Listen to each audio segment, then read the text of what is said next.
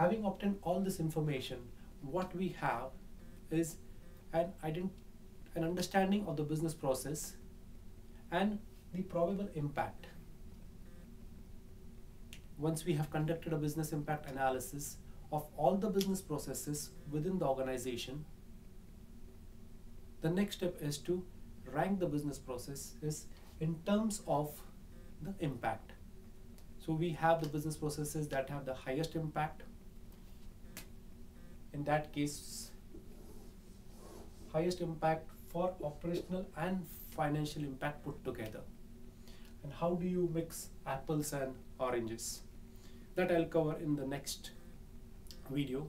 However, you need to put both of them together and identify and rank the processes in terms of their business impact. Once this ranking is in place, the next step is the recovery strategy.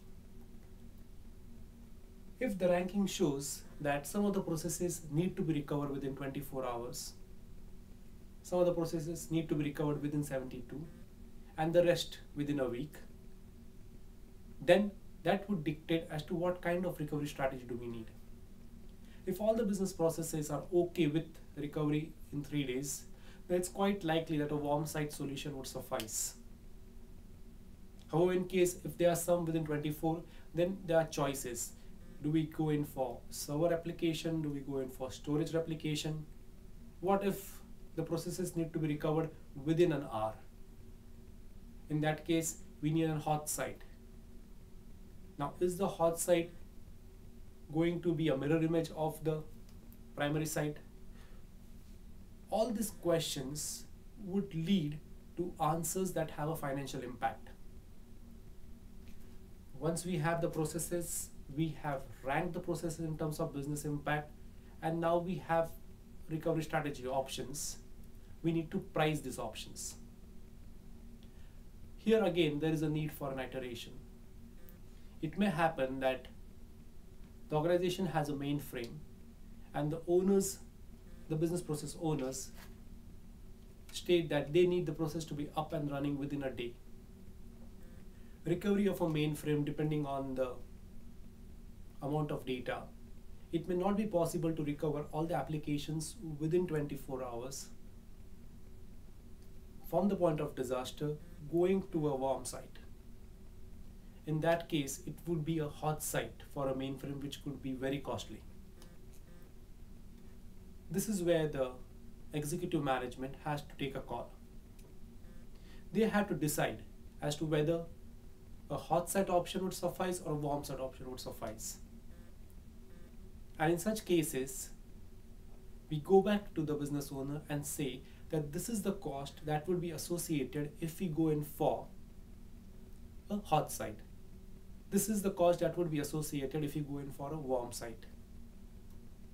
And the business process owner then has the choice of paying a higher amount of money for a faster recovery or deciding as to which is the optimal solution.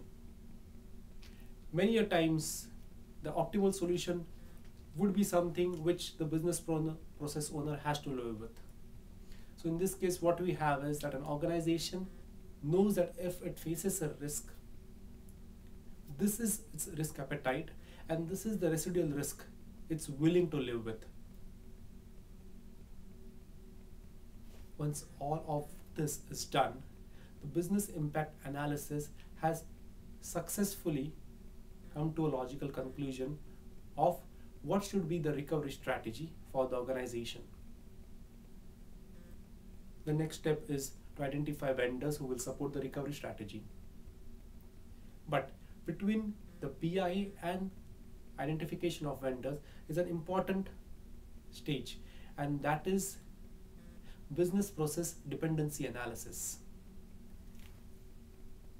In this case, we had the business process owner stating that the business process is important. We had the IT stating that these are the equipments and the systems that are needed to support the business process. What we don't have right now is a business service or business process dependency chain, wherein I know that for this business process to run, I need this application. This application needs this servers. For example, it needs a web server, it needs an application server, it needs a database server, it needs a connectivity. For authentication and authorization mechanism, I need authentication and authorization server.